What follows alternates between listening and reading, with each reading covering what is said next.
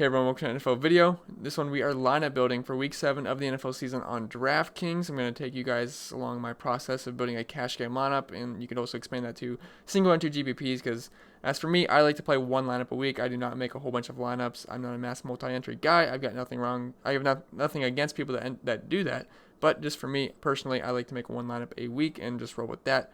And before we continue, if you could leave a like, and if you're new to the channel, please hit that subscribe button. Really helps me out, and I really appreciate it. For some reason, if you want to follow me on Twitter, I'm at ChrisPinell16. And if you'd like access to the spreadsheets I build every single week, links in the description below for my Patreon and Slack chat. And without further ado, let's get right into it. So, we are going to build a cash game lineup. Now, this is not some guaranteed lineup that I'm going to end up playing on Sunday because it's only Thursday night, so things can change. I am going to make a couple pivots to this. So once we go through the first one, I'm going to tell you guys about some pivots, about some injury news that may pop up, so we might be able to change some things. But for right now, let's just go through the main one at this moment. So if you guys have watched my core plays video, you're probably going to hear a lot of overlap in these notes because I'm using the same notes because the notes don't change. But I'm just going to take you through the process of building this lineup. So you guys know I love Jared Goff this week, and I think he's just fine for cash games. He comes in at 6,200, and I love this game for fantasy. It does hurt the Falcons side of the ball that Jalen Ramsey did get signed to the Rams, so obviously that's going to hurt guys like Julio Jones, and that will obviously, directly correlate to Matt Ryan. I still think they're all fine in fantasy. Well, at least Matt Ryan. Julio Jones I'm probably going to be off of as long as Jalen Ramsey plays. So that's going to lead me to Jared Goff. Makes the decision easier because for me this week it was between Matt Ryan or Jared Goff, and then now with Ramsey in town, I think that just makes it easier to play Jared Goff this week, and he's also a little bit cheaper, so, But again, this game should be awesome for fantasy. We got a 54, 55 over or under. I've seen two different numbers in different places. The Rams have the highest implied total of the slate at 28 and nearly at 28.5. Atlanta's giving up the most points per game to quarterbacks this season, as they are giving up 26.4 points per game. Atlanta's also 30th DVOA versus the pass. And like I say in cash games all the time, I want volume. I want everyone in my lineup to have at least a good amount of volume, and that's what we're getting with Jared Goff here. I know people don't really talk about volume with quarterbacks, but if my quarterback's throwing the ball a ton, that's great because that's just more opportunity for fantasy points. And Goff's throwing the ball 41 times per game, which is nearly high, and I believe it's only behind Matt Ryan and possibly Patrick Mahomes. So Jared Goff's at least second or third. He's one of those. He's in the top 3 though, which is obviously great. And I will say though, he is absolute garbage versus when he's under pressure, but Atlanta is the worst team in the NFL at generating pressure, as they are 32nd in adjusted sack rate, and they're only averaging 0.83 sacks per game on the season. So Jared Goff should have time to throw. His offensive line has not really gave him the best pass pro this season. But versus the Falcons, he should be able to have time to throw. He's got Cooks to throw to, Robert Woods, Cooper Kupp. He's got weapons, and with the running back situation a mess right now, I think they're relying on the passing game. Should be a pretty back and forth game. The Rams defense has not been great. I mean, it should be better now with Jalen Ramsey in town, but still they should be able to give us some points, and Vegas would agree. So it should be pretty back and forth. They won't have to lay out the gas. I think Jared Goff's in for a big game here. I think we can see 3 to 4 touchdowns, probably get over 300 yards. I mean, the Falcons have just given up great fantasy days to every single quarterback they've faced pretty much so far. They even gave up over a 20-point outing to Marcus Mariota, who is now benched. So it's just saying how bad the Atlanta defense is right now. So I think Jared Goff is pretty safe, even though he's coming off a 2-point outing versus San Francisco. But as we now know, San Francisco's defense is pretty darn elite. So all in on this bounce back spot for Jared Goff. You guys have heard me say that in my core plays video in my first look. So now we're on to the running back position. And for the running back position, I do not want to get cute in cash games. I mean, you just play the safe plays. I don't care how high owned they are. Just plug and play the guys that are going to get a ton of volume and are good matchups. And that goes for Leonard Fournette this week at 7K. He's going to be extreme chalk this week. He's probably going to be the highest owned guy on the slate. But again, in cash games, just plug and play these guys. Don't try to get cute. You don't get extra points for playing some guys that are lower owned. So that's what I like to say a lot. You don't get fancy points. You just take the safe plays in cash games. And like I said, for Jared Goff, same thing goes for Leonard Fournette. Volume, volume, volume, volume, volume. He's getting a ton of volume this season. He's averaging 19.17 rushing attempts per game, which is 3rd highest on the slate, only behind Chris Carson and Marlon Mack. He's averaging nearly 6 targets per game, 5.83 to be exact, which is also 5th highest on the slate, which, that not typically what Leonard Fournette does if you think in recent past. This year he's being used as a pass catcher quite often, and in terms of targets per game, he's only behind Austin Eckler, Alvin Kamara, David Johnson, and Tariq Cohen. He has the highest yards per carry after contact of qualified running backs on this slate as well. He has an elite matchup versus Cincy, who's 26th DVOA versus the run and allowing 36.1 points per game to running backs this season, which is dead last. And they're also very bad versus pass-catching running backs, which you can now make Leonard Fournette a pass-catching running back considering his involvement in the passing game now. And he is yet to score a touchdown this season. I mean, look at his game log. He scored 17 points, 26 points, 29 points, 15 points, 12 points, 12 points, all without scoring a touchdown. He's gotten double-digit points every single week. Positive touchdown regression is coming, and this is the literally best matchup you can get. So I think Leonard Fournette's in for a huge game here. I think he gets over 100, 120, 150 yards, 2 touchdowns maybe. So I'm all in on this Fournette game. He's going to be high owned, so it's probably not going to matter what he does. If he gets 5 points or if he gets 30 points, he's going to be so high owned in cash games it's not going to matter. So he's pretty much irrelevant this week. You just kind of got to plug him in. Obviously, we hope he does good because he's going to be lower on GPPs, and I'm all in for playing him in GPPs as well. Then the next guy, another guy who's just a volume hog. It's Chris Carson at 6,500. Volume. You got to learn that word if you're playing cash games. You want the guys with high volume, high floors, and they also get high ceilings. And after the 2 to 3 week mess with the fumble issues, he's been dominant in 3 straight games of 20 plus carries and 100 yards in those 3 games. 21 fantasy points, 22 fantasy points, and 28 fantasy points. Those are excellent. And he's just way too cheap for a bell cow running back that's also involved in the passing game. He's got a high Vegas total. It's 15.5 over under, which is pretty insane, honestly, for the Seahawks and Ravens matchup. This game might be a good bet to take the under here, but obviously for fantasy purposes, I want the over because I want more points scored. The Seahawks have one of the highest implied team totals of the slate at 27, and I have to think Chris Carson is going to be a big part of that. The Ravens just got shredded on the ground versus Nick Chubb recently. You know, Chris Carson can do it too. He's a very talented running back. He's also involved in the passing game. Ravens are 24th DVOA versus the run, and they're allowing over 1 rushing touchdown per game. And he's also a home favorite running back, which we love in DFS because that's great correlation. Because if a home team is winning late in the game, they're going to grind it out with their star running back, or just running back in general. And that's what Chris Carson is. So definitely like Chris Carson. He's got a safe floor and high ceiling, and I think he's a cash game lock pretty much. Fournette and Carson are going to be 2 of the highest owned guys on these slates. I think you got to plug and play them in cash and GPPs as well. As for receivers, the first guy I'm starting out with is Cooper Kupp this week at 7,400. And I know he absolutely burned everybody last week. He burned me too, trust me. But as I've said, I'm all in for this bounce back game for the Rams offense. We got a huge Vegas total, 54, 50, 55, either one. The highest on the slate. He owns a 28% target share, which is second in the league, only behind Michael Thomas, a 60% weighted opportunity share. And besides last week, he's seen at least 9 targets in every single game, and he had 100 yards in 4 straight games as well before last week. Atlanta struggles at generating pressure, which I already said, but that's going to directly correlate to Cooper Kupp because that's going to give Goff more time to throw. And obviously, if Goff's got time to throw, he's a much better quarterback, and that means Cooper Kupp's got a lot more opportunity for fantasy points if his own quarterback's better. So last week, Jared Goff was absolutely awful, and that turned into Cooper Kupp being awful with only 5 fantasy points. But I think Jared Goff has a huge game this week, which means I think Cooper Kupp's going to have a huge game this week. That's Jared Goff's guy. Him and they just have a great chemistry together. So he's going to look his way often. He should be able to get double-digit targets in this game. Wouldn't surprise me if he got 8 to 10 catches in this game. Probably over 100 yards, and he should be able to get into the end zone at least once, hopefully twice. Atlanta's 30th DVOA versus the pass this season. They're allowing 44 points per game to wide receivers and allowing nearly 200 receiving yards to receivers this season, which are all near league worst. So Cooper Kupp, I said I don't usually love stacking in cash games, but by that I don't mean you can't play wide receiver with this quarterback, because obviously if I think a quarterback's going to have a good game, I'd hope one of his receivers have a good game, and Cooper Kupp's like a really safe receiver because of his target volume. So definitely like getting Cooper Kupp in with Jared Goff. I think that's a great correlation play this week. And like I said, I love volume in cash games, and Cooper Kupp, he's a high volume guy. He's going to most likely see at least 10 opportunities here in this game, and he should be able to make do with them versus Atlanta. So, and we're also in a dome, which is, should be able to help Jared Goff out. So should be favorable conditions, obviously, because they're in a dome, but just for game environment, back and forth. You have to throw the ball a ton. So definitely like Cooper Kupp and Jared Goff. As for my wide receiver 2, I'm not sure if Christian Kirk's going to play. Cliff Kingsbury said that Christian Kirk has to be 100% to play this week. He's still been practicing limited. And as for right now, let's just pretend he doesn't play. Even if Christian Kirk does play, I still like Larry Fitzgerald. But I guess I'd like him a little bit less if Kirk plays. But So let's just talk about Fitzgerald right now. So he's just very reliable. He scored 12 points this last week, 11 points the week before, then 9 points, 14, 18, 20, 28. He's cooled off from the beginning of the season when he was much cheaper, but I still think he's a pretty safe play this week, and he's got an amazing matchup. But first, the offense. It's a really high pass volume offense. They played at an extremely high pace, fastest pace in the entire league. We got the third highest Vegas over-under on this slate at 49.5. Giants are getting absolutely torched by receivers this season. They're allowing over 45 points per game to the position, which is very near league worst. The Giants are 29th DVOA versus wide receivers this season, or versus the pass, I should say.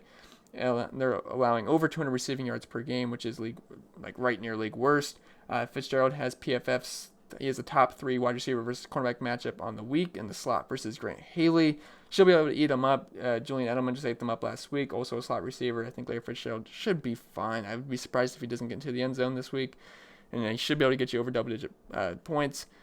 Yeah, and he doesn't have a huge ceiling, but at 6,100, I think we can get 15, hopefully 20 points out of him and feel pretty safe. He's not going to goose your lineup, which is, in cash games, I need safe floors, and Larry Fitzgerald is a very safe floor here. And he's also got a pretty decent ceiling here. He scored 28 points week 1. I don't expect him to score 28 points, but if he does, obviously I'm not going to complain. So I feel pretty safe with him in cash games. So I'm going to plug him in. And I've got to say, I'm surprised not a lot of people are talking about Larry Fitzgerald this week. I've checked ownership projections on multiple sites, and I import ownership projections on my spreadsheet too, and he's just not popping up really high. So I don't know. It's a little weird, I think. I think Fitzgerald's a pretty awesome play this week. So I don't know. Maybe it's just me, but because I haven't really heard anyone talk about Fitzgerald, but I like him a lot this week at 6,100, so I'm going to plug him in. Then one for the wide receiver 3 spot. So in GPPs, I think it's just fine to plug in Robert Woods and get that Jared Goff, Cooper Kupp, Robert Woods stack. But for cash games, I don't want to go with 3 options on one offense. So I'm going to plug in T.Y. Hilton here. I actually think it's going to be a lot higher owned, which in cash games, I kind of want to go with the safety with that. So T.Y. Hilton, I like him a lot this week. He was in my core plays video. I think all these guys were in my core play video, which obviously you'd hope they would be if they're going to be in my lineup this week. But he just straight up owns the Texans. 4 out of his 5 last games versus them, he's had at least 115 yards. He had a couple games near 200 yards. He's been very consistent this season, even with the Beef Brisket in at quarterback. He scored double digits in all but one game, and that was coming off the injury in a game where they were surprisingly beating the Chiefs, so they really relied on Marlon Mack in the run game. I think if they had to throw a lot more in that game, T.Y. Hilton probably would have had a better game versus that Kansas City secondary. Texans are 15th DVOA versus the pass, but they're also giving up a near league high 42 points per game to wide receivers. They're getting eaten up, and he owns PFF's second highest wide receiver versus cornerback matchup of the week versus Jonathan Joseph, who's giving up 0.39 points per route run this season and 1.93 yards per route covered. And I actually think they bumped him up to the number 1 wide receiver versus cornerback matchup recently, because I know 2 days ago when I was making notes for this, I believe Hilton was number 2, and I actually think they bumped him up to number 1 versus Jonathan Joseph. So I definitely like T.Y. Hilton. He's a little bit too cheap at 5,900. I think he's going to be very highly owned. He's got a great matchup. It's a matchup he's beaten a ton in his career. And even with Jacoby Brissett, too. I mean, he's had success versus them without injury luck. So don't be scared of that. T.Y. Hilton, 5,900. I think he's a fantastic play. This is a very beatable secondary. They're bleeding points to wide receiver position this season. Tyreek Hill just ate them up. So T.Y. Hilton, I think he's a fine play, 5,900, great for cash games. So right now, I feel pretty safe. All the guys I have in my lineup are going to get a ton of opportunity. There's not anyone on this lineup that you're not worrying about getting playing time or lack of targets or carries. Jared Goff, going to throw the ball a ton. Leonard Fournette, going to get the ball 25, 30 times. Chris Carson, he's going to see the ball 25, 30 times. Cooper Kupp, he's probably going to get you at least double-digit targets. Well, not at least. He is going to get double-digit targets, nothing more. Larry Fitzgerald, he's probably going to get you 7 to 10, 7 to 11 targets, which I think that's fine versus the Giants. He's also a little bit cheaper than the rest of these guys, so I understand the production would dip a little bit. Then T.Y. Hilton, he might not see double-digit targets, but he should be very efficient on those targets. He probably get you about 5 to 10 here, and 5,900, I'll take that all day. So I feel pretty safe with all these guys right now. They got safe floors and high ceilings as well, every single one of these guys. So at the tight end position, I'm going to eat the chalk on Hunter Henry. Now, this is probably going to be a pretty ugly game for fantasy. We got the Titans versus the Chargers, 2 pretty gross offenses right now. The Chargers have a lot more talent on offense, but they've been very stagnant lately. But Hunter Henry, he's coming off a great game versus the Pittsburgh Steelers. I didn't know how much he was going to play in that game, but I think he played 41 of 66 snaps, which was very encouraging. You have to think that only goes up. He had 9 targets, 8 receptions, 100 yards, 2 touchdowns, 33 fantasy points. Week 1, he had 5 targets, 4 catches, 60 yards, which was good for 10 points. So he's been good when he's played this season, and he's just way too cheap this week for how involved he was last week. He had a very good game, and this is going to make him extremely popular, but it's for a good reason. We don't have a ton of data on him this season, but he's been great in both games so far, and like I said, he played more than I thought he was going to last week, so I imagine that's a pretty good sign for his health. And at 4K, he's just way too cheap. I think he should probably be priced around 5K. So we'll take the value there. Tennessee's been pretty middle of the road versus tight ends this season, but Hunter Henry's a pretty above average talent, so don't mind plugging him in at 4K. And then that's going to leave us with $34.50 left remaining salary. So there's a couple things we can do. We can punt defense, which I'm probably going to have to do because like I said in cash games, I want safe floors, high volume guys. And there's a really cheap running back this week that I think is just way too cheap, and he's going to get a good amount of volume, and that's Josh Jacobs this week at 5K. And again, I don't see a lot of people talking about him, which, I watch other YouTube videos to see what other people are talking about, so, you can kind of dictate ownership a little bit. I mean, I'm not saying that we're going to, sway ownership by any means, but I've seen a couple people talk about Josh Jacobs, and I talked about him in my first look video, and he's in my core plays video, and I like him a lot. It's just none of the DFS sites, like the popular ones, are not talking about him a lot, and the ownership projections, he's not popping up really high, and I honestly don't get that. He's super cheap. He's got near 30 touch upside here. I'm not saying he's going to get 30 touches, but he had 29 touches last game versus Chicago. I mean, that's insane at 5K, and he's a very talented running back. He was a first-round talent. He's coming off a huge game versus a tough Bears defense. He got 26 carries, 3 catches, over 100 yards, and 2 touchdowns, and his volume potential at this price screams value to me, and he had 3 targets, which is very encouraging. They said they wanted to get him more involved in the passing game, which I guess they did. And this is a great matchup versus Green Bay. They've really struggled with running backs this season. They're 28th DVOA versus the run, and allowing nearly 30 points per game to running backs, and over 100 yards and a touchdown as well. Oakland has the 4th best offensive line, defensive line run blocking matchup this week. So, I mean, they should be able to get him open holes, and he's a very talented running back. He should be able to take advantage there. The only risk here is if Oakland gets down early, but Green Bay's offense has not been impressive this season, especially if Adams is out, Allison, and MVS. I mean, if all 3 of those wide receivers are out, I think Oakland should be able to hang here. I mean, the number 1 wide receiver is going to be Lazard, which we'll talk about him in a little bit. But, I mean, I think they're 6-point dogs right now, but that seems a little bit I think it should probably be more around 3. I mean, I think the Packers will still be the favorites because Aaron Rodgers is at home.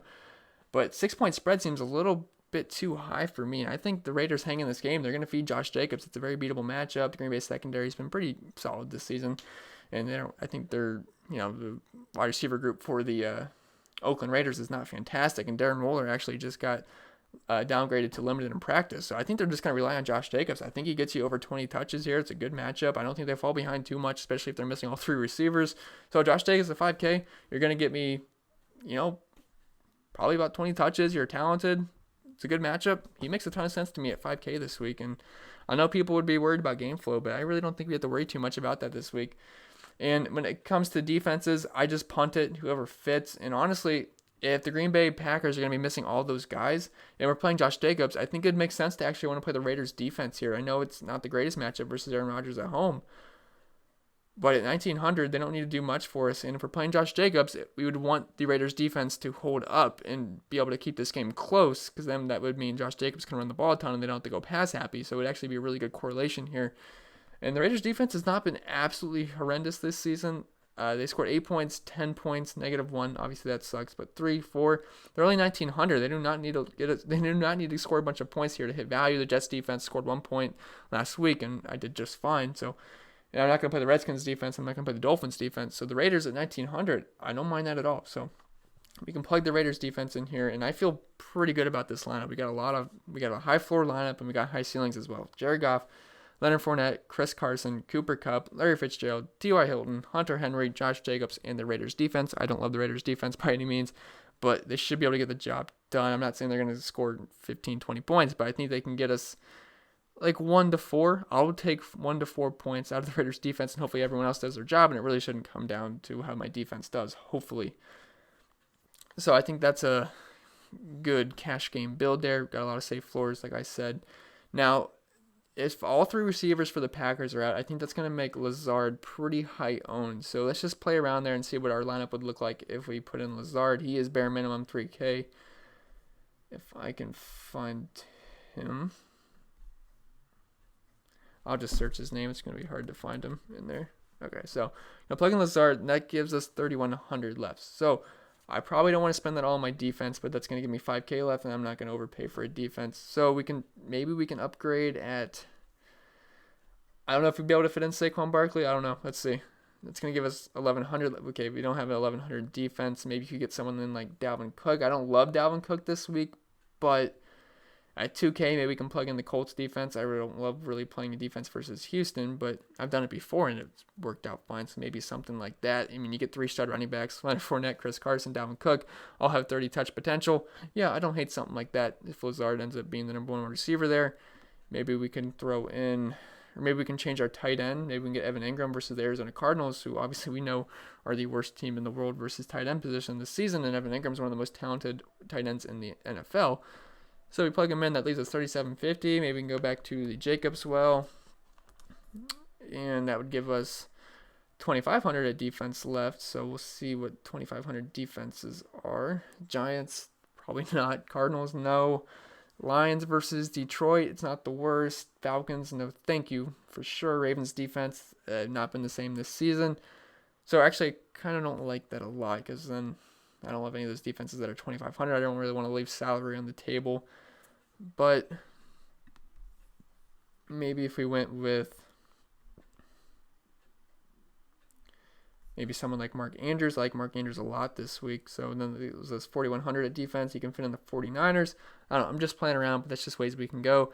Guys, if Lazard is the wide receiver 1 on this team, I think he's going to end up being pretty popular. So it might be someone you want to plug in cash games to go somewhere else. I don't think he might not be an absolute must. I don't think he's going to go bananas, but if he does go bananas at 3K in cash and he's high owned, you're probably dead, because everyone else has some other high end players that you don't have, and their chances are they'll probably go nuts, and then you'll be missing out. So anyway, guys, that's just a couple pivots, but that's going to be it for this video. If it was helpful, remember to leave a like, and if it wasn't, I guess you can dislike it, but you're hurting my feelings a little bit, just a little bit though.